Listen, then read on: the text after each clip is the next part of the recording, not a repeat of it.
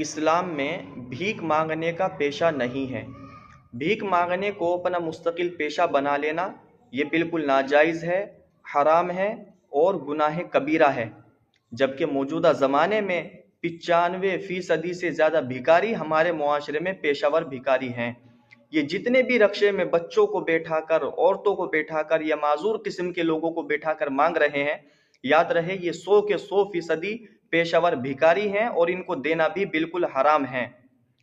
ये जो रक्शा चला रहे हैं इनके भी रोजाना 400-500 रुपये मुतय्यन होते हैं और वो जो रक्शे में बैठकर एक्टिंग कर रहा है इतने ही पैसे उसको भी मिलते हैं। आज भीख मांगने का पेशा मुसलमानों की पेशानी पर एक बदनुमा धब्बा बन गया कि जितने ज्यादा भिखारी मुसलमान कौम में हैं इतने भिखारी किसी कौम के अंदर नहीं हैं।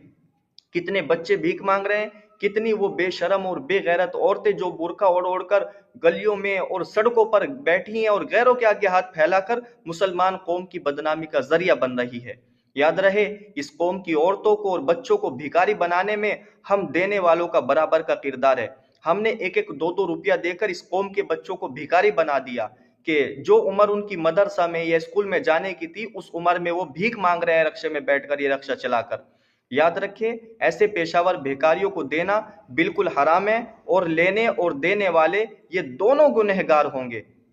बहुत से नावाकिफ और जाहिल लोग ये इश्काल करते हैं कि जी भिखारियों को, मांगने वालों को तो देना चाहिए। हदीस में तो ये है कि मांगने वाले का हक होता है, अगरचे वो घोड़े पर ही बैठकर क्यों ना रहा हो। याद रहे, ये हदीसें उन लोगों के लिए हैं कि जो वाकई ज़रूरतमंद हैं। आप अपने गली महल्ले में, मुआशरे में नज़र दौड़ाएं, आपको ऐसे लोग भी नज़र आएंगे कि जो सिर्फ मजदूर हैं या उनका काम नहीं है या उनकी कमाई में घर के खर्चे पूरे नहीं हो रहे, किराए का मकान है या बच्चे ज़्यादा हैं।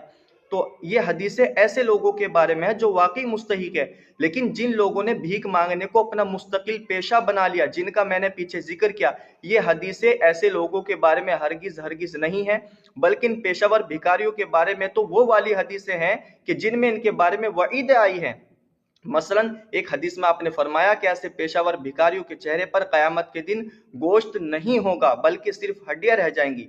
एक हदीस पाक का मफहूम है कि ये भिखारी जहन्नम के अंगारे जमा कर रहे हैं, जिसका जी चाहे ज्यादा जमा कर ले और जिसका जी चाहे कम। एक हदीस में आपने फरमाया कि इन भीख मांगने वालों की कमाई में बरकत नहीं होगी। तो वो जो हदीसें हैं कि जिनमें यह आता है कि इनको देना चाहिए, वो उन लोगों के बारे में जो वाकई मुस्तहिक है, जो बेचारे अपनी इज्जत और शराफत की बिना पर दूसरों के आगे हाथ नहीं फैलाते, ना कि इन हराम खोरों के लिए है कि जिन्होंने भीख मांगने को मुस्तकिल पेशा बना लिया। ऐसे पेशावर भिखारियों को देना, देने वाले भी गुनहगार होंगे, इसलिए खुद भी बचें और दूसरों को भी समझाएं।